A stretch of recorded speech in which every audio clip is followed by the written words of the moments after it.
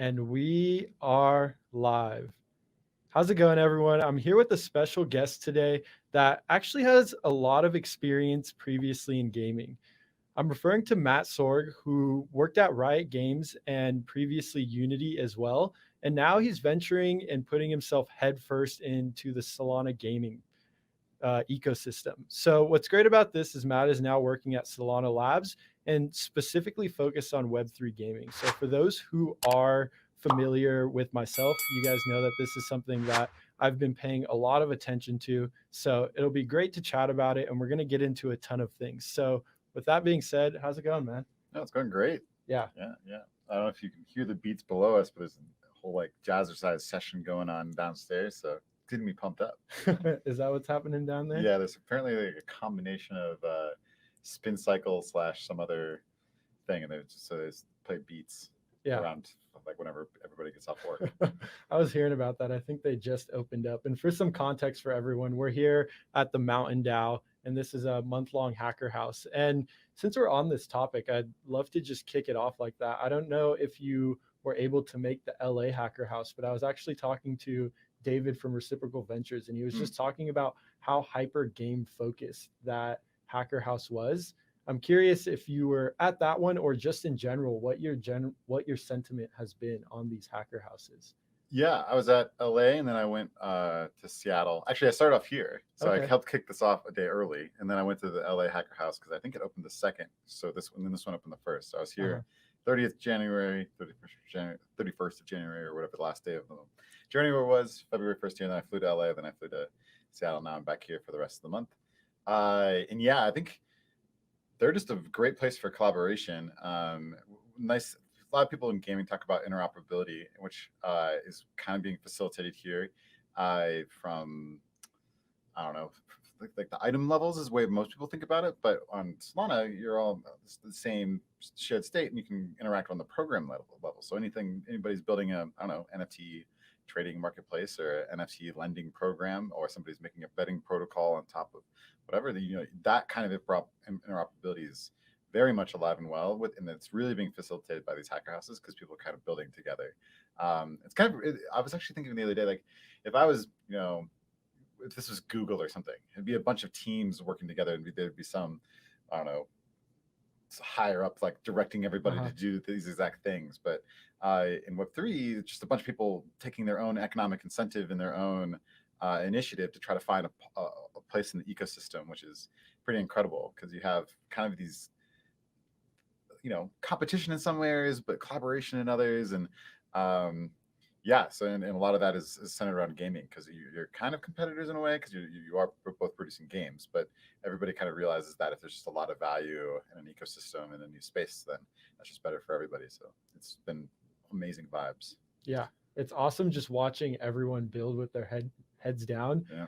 building their own thing, but then willing to take a step back and give a helping hand on a lot of these different things. Hmm. And just to lay some context here, I'm curious, Matt, like what was your background in the past and what led you to Solana Labs? What was Oh that gosh. transition that looked like?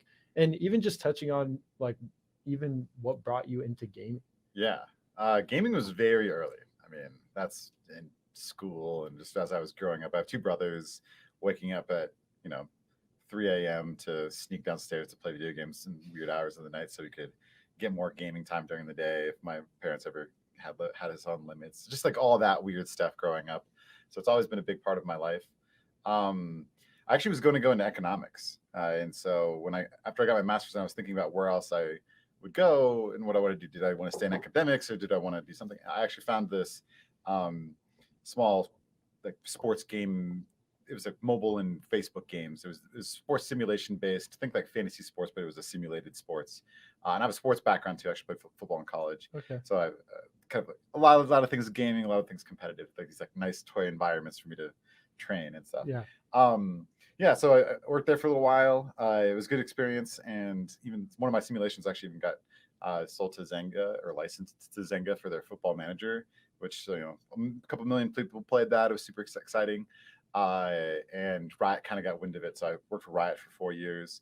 And that's actually where I started getting into crypto. Not only are there just a lot of people are very versed in gaming around technical aspects of things. There was also a lot of issues with a worldwide game like that.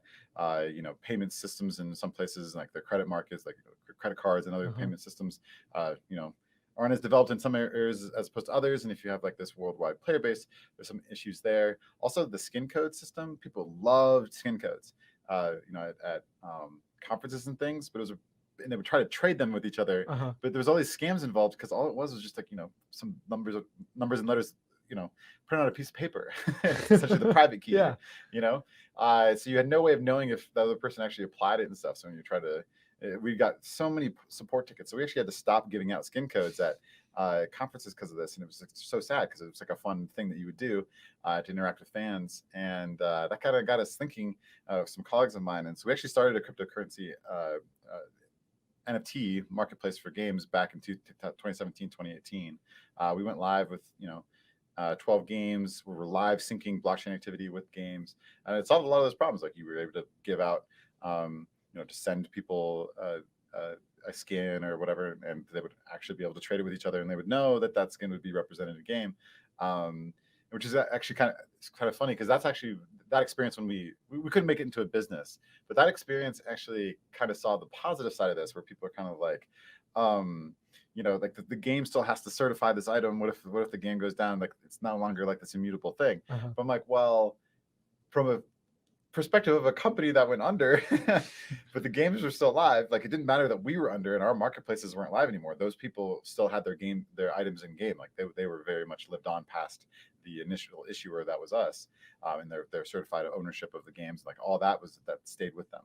So I saw it from a very healthy perspective that like the central provide, like if that same thing happened with Steam, that would just not be the case. If there's Yeah. ever sort of dispute with a singular game, or Steam would go under, not that it's really any sort of financial Uh-huh. burden or anything right now. But yeah, that perspective made me see a lot of the positive sides of having a public data store where you can certify the ownership of something, and it lives on past to the platform that delivered it.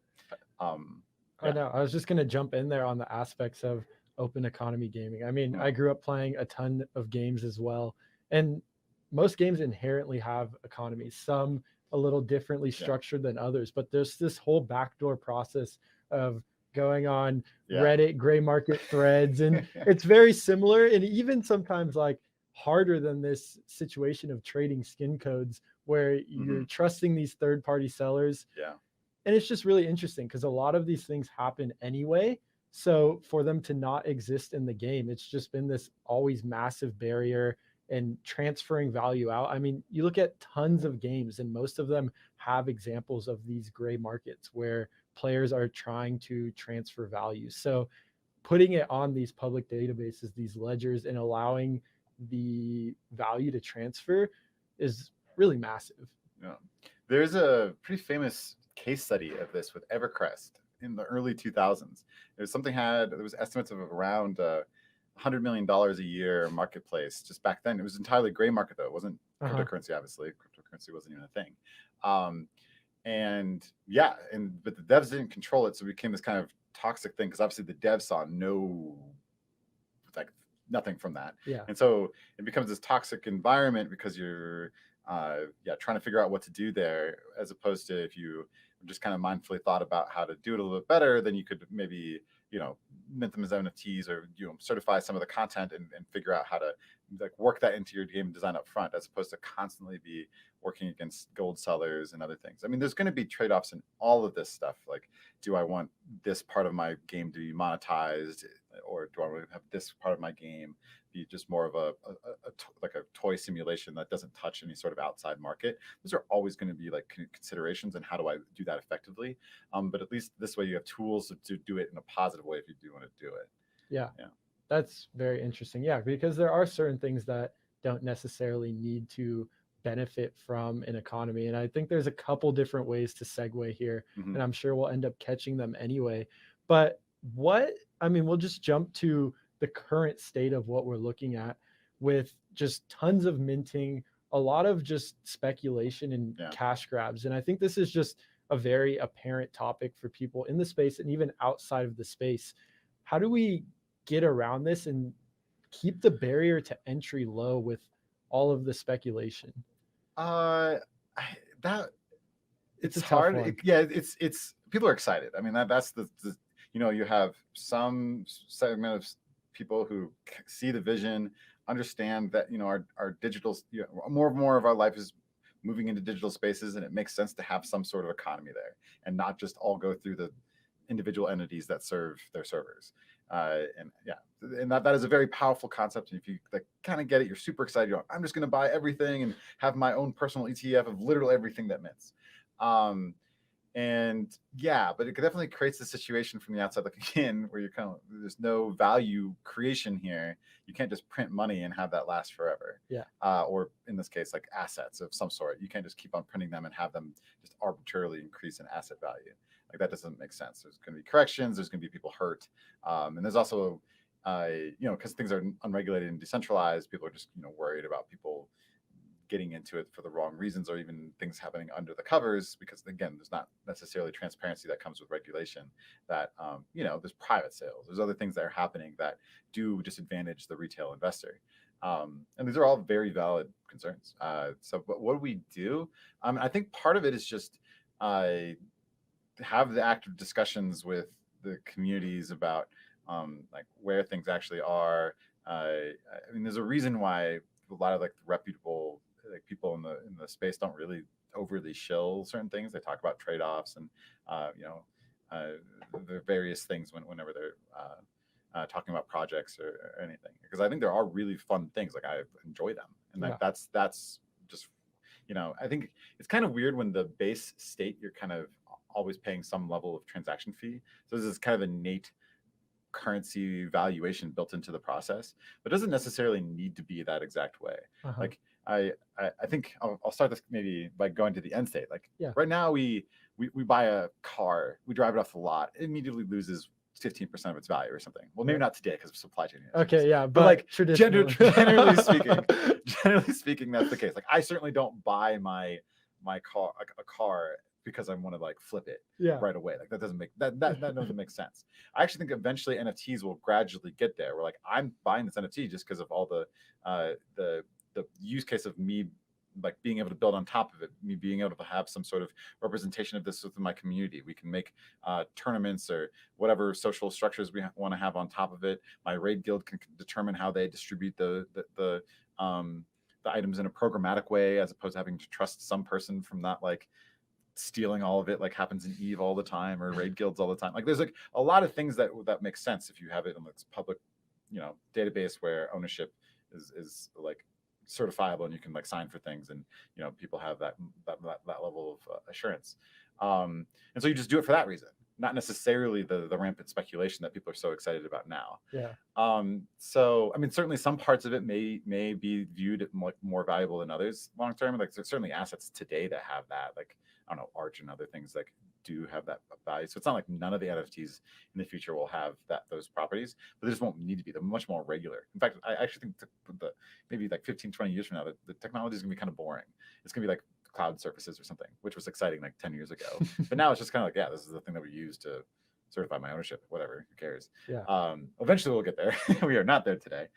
So how do we get there? I think a lot of it is legitimate uses of it. So right now, I think a lot of the people who are building it are either building the extreme versions of it that are kind of like simple games, but like extreme versions of crypto.